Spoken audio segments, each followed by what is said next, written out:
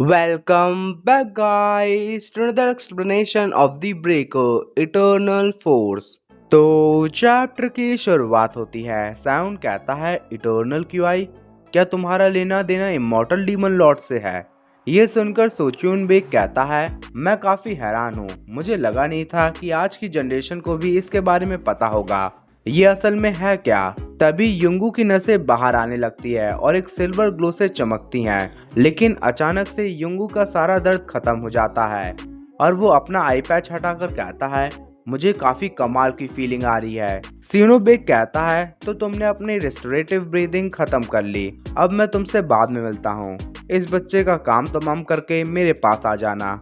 ओए सियोनो clan leader, तुम्हें जानना था ना कि इटर्नल क्यूआई क्या है? इससे फाइट करो, तुम्हें खुद ही पता चल जाएगा। चलो मैं चलता हूँ। ओए रुको। इतने में युंगू उस पर अटैक करता है, लेकिन वो मिस हो जाता है। लेकिन उस मिस हुए अटैक से भी काफी सारी एनर्जी निकलती है। ये देखकर सायुन काफी हैरान होता है और युंगू पागलों की तरह हंसने लगता है। ये कमाल का है, मेरी बॉडी पावर से ब्लास्ट हो रही है।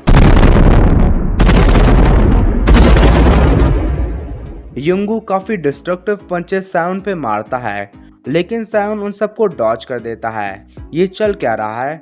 मुझे कुछ गड़बड़ लग रही है। ऐसा लग रहा है इसके पास काफी ज्यादा ही क्यूआई है। क्या इसे ही इटर्नल क्यूआई कहते हैं? अगर वो यही है तो फिर चिंता करने की। सायुन एक पंच युंगू को मारता है, लेकिन उसका पंच डिफ्लेक्ट हो जाता है। क्या हुआ? मैंने उसे मारा था। तुम मजाक कर रहे हो ना? क्या ये तुम्हारा बेस्ट अटैक था? ऐसे किसी को नहीं मारते हैं। ये कहकर युंगू एक पंच मारता है, लेकिन सायुन किसी तरह से उसे भी डॉज कर देता है। तू नमूने कहीं के, तेरी हिम्मत कैसे हुई डॉज करने की? ठीक है, चलो देखता हूँ कि तुम कैसे इसे डॉज करते हो। ये कहकर युंगू पागलों की तरह अटैक करने लगता है।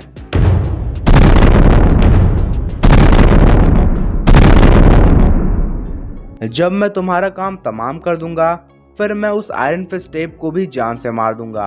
फिर सीन शिफ्ट होता है जीनी की साइड, जो कहीं कॉल लगाने की कोशिश कर रही होती है। नहीं, ये भी फोन काम नहीं कर रहा है। इन लोगों ने कितने टेलीफोन्स को शट डाउन कर दिया है। इन्होंने जरूरी काफी सारी पावर्स को बंद करा होगा। अगर हमने जल्दी ही कुछ नहीं करा तो सायुन को ढूंढना और मुश्किल हो जाएगा। जीनी आयरन फिस्ट टेप से कहती है, क्यों ना तुम स्युंगकांग को एक्सप्लोजिव के बारे में बताओ, तब तक मैं सायुन को ढूंढती हूँ। आयरन फिस्ट टेप कहता है, तुम्हारा ये आइडिया काम नहीं करेगा। गार्ड्स मेरे पे बिल्कुल भी भरोसा नहीं करेंगे। तो फिर हम क्या करें? क्या होगा अगर सायुन को कुछ हो गया? लगता है मेरे पास कोई और चॉइस नहीं है। मैं इन जगहों को काफी अच्छे से जानता हूँ, इसलिए मैं नीचे जाकर उसे ढूंढता हूँ। तुम जाओ और किसी टेलीफोन को ढूंढकर उन्हें कॉल करो। फिर शीन वापस से सायुन की तरफ आता है। युंगू तबाही मचाते हुए कहता है, ही कितना मजा आ रहा है। ओए बच्चे, तुम लड़ क्यों नहीं रहे हो? पहले जब हम मिले थे तब तो तुमने मुझे किसी मक्खी की तरह चाय से निकाल दिया था। क्या इतनी भागा दौड़ी से तुम थक गए हो? कितने अफसोस की बात है कि मैं एनर्जी से फुल हूँ। मुझे तो ऐसा लग रहा है कि मैं दुनिया में किसी को भी हरा सकता हूँ। सर, अब आपको रुक जाना चाहिए। हाँ, क्या हुआ? डर गए क्या? इतनी जल्दी हार मान गए? लेकिन मैं तब तक नहीं रुकने वाला जब तक मैं तुम्हें जान से मार नहीं देता। नहीं, मेरा मतलब वो नहीं है। तुम्हारे हाथ से खून कब से बह रहा है? क्या? सायुन बताता है, ये तब होता है जब कोई बॉडी इतना क्यूआई इस्तेमाल कर लेती है जितना उसका शरीर भी नहीं संभाल पाता है। अगर तुम और क्यूआई यूज करोगे तो तुम खुद ही की जान खतरे में डालोगे। ये सुनकर युंगो सोचता है, क्या ये पावर खतरनाक है, लेकिन ये काफी अच्छी फीलिंग देती है। इस पावर के साथ मैं यकीन से कह सकता हूँ कि मैं उस आयरन फिस्ट टेप को भी एक ही हिट में जान से मार दूंगा। तुम्हें अब रुकना।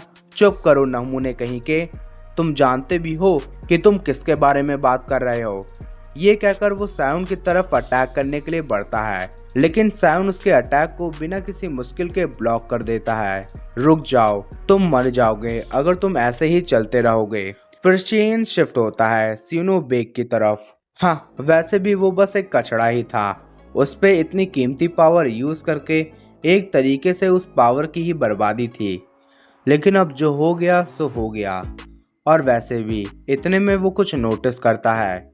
हमें दिखाया जाता है ग्यूनोसिव वहाँ खड़ा होता है।